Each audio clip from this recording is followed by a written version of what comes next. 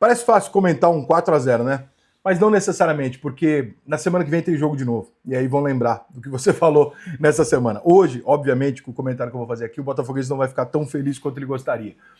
O Colorado talvez entenda um pouco melhor, mas eu não posso ser traíra com aquilo que eu realmente penso. Eu assisti o jogo do Inter e Botafogo, gostei muito do jogo, jogaço, gols lindos e tal. Porra, o Botafogo jogou um grande segundo tempo, na minha opinião. O primeiro também foi bom, mas eu gostei de ver o Botafogo com espaço, usando o espaço para trocar passes em velocidade, que é o principal argumento do Botafogo nos últimos anos, era a velocidade com que o Botafogo criava as jogadas, trocava passes e tal. Eu gostava muito de ver. Só que tem alguns poréns, cara, que se eu ignorar, eu vou estar sendo meio traíra comigo mesmo. É uma grande vitória, tá? Ponto, acabou, não vamos discutir isso. Mas eu tô vendo aqui o Internacional, que acabou de perder 3 jogos. O Internacional que botou o time reserva. O Internacional que tem um jogo importante, decisivo pela Libertadores. Então, era um Inter que o Botafogo tinha todos os argumentos para ganhar o jogo. Não, de 4-0. Quando você pega os números do jogo e começa a analisar, você vai ver que o Internacional não tomou um vareio do Botafogo, que o Inter não participou do jogo, não chutou no gol. Não, o Inter chutou mais, teve mais posse de bola. Claro que tudo isso tem a ver com estar perdendo. É evidente. Não vamos ignorar, o time que está perdendo vai adiante. Número de defesas do goleiro do Botafogo muito maiores que o número de defesas do goleiro do Inter. O Botafogo foi extremamente efetivo, fez gol de fora da área improvável. Tudo isso constrói um placar. E esse placar não pode dizer para mim hoje nem que o Botafogo voltou, porque ele bateu num time reserva do Internacional, que além de tudo não vem bem nos últimos jogos. E também não dá para dizer para mim que essa goleada crava que o Inter vive um péssimo momento. Por quê? Porque era o time reserva. Então, é um resultado que ele tem todas as manchetes na sua mão para você bater no Internacional, para você exaltar o Botafogo, porque esse é o fácil. Mas se você olhar o contexto, os últimos 3 jogos, o próximo jogo, como é que o Inter entrou, você vai olhar e falar, cara, vamos olhar esse resultado com um pouco mais de calma? Talvez não era para um jogo para 4-0. O Botafogo fez ser com alguns lances ali muito bem feitos. Talvez fosse o jogo o Botafogo só ganhar o jogo 2-0, 3-1, sei lá, ganhar o jogo e sair e tal, e tudo bem.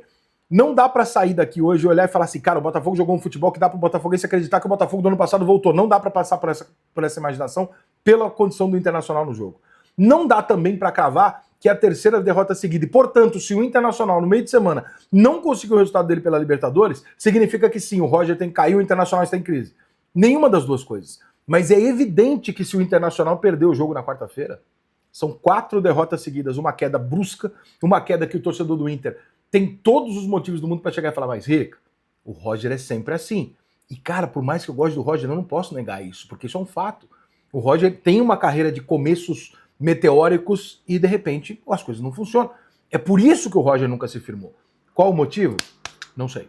Mas é isso que acontece. Pode ser este o caso do Internacional? Tomara que não. Mas pode ser, eu não posso negar, eu não posso dizer para o torcedor, não, isso é improvável, porque o histórico não mostra que é improvável. Tanto do Internacional indicar um favoritismo a título e não conquistar, quanto do Roger ter um começo e depois as coisas desandarem.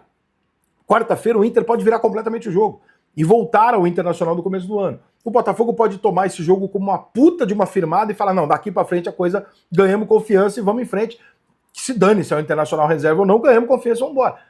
Mas transformar esse resultado e o jogo que eu assisti num Inter em queda livre e num Botafogo que volta a voar, é uma dose de exagero que eu sei que muita gente vai fazer, mas que eu não consigo fazer, porque eu sei que domingo que vem tem jogo e as pessoas vão se lembrar do que eu tô dizendo aqui. Vamos esperar 2 joguinhos? Vamos esperar o meio de semana e semana que vem? Aí a gente vê se o Botafogo realmente deu um puta passo pra frente, se o Internacional com o time titular vai reagir, ou se nós temos também, de novo, um caso onde o time do Roger começa a decair durante o campeonato. Vamos esperar. Mas parabéns pro Fogão. Grande vitória, porra, golaço do Alex Telles e vamos que vamos.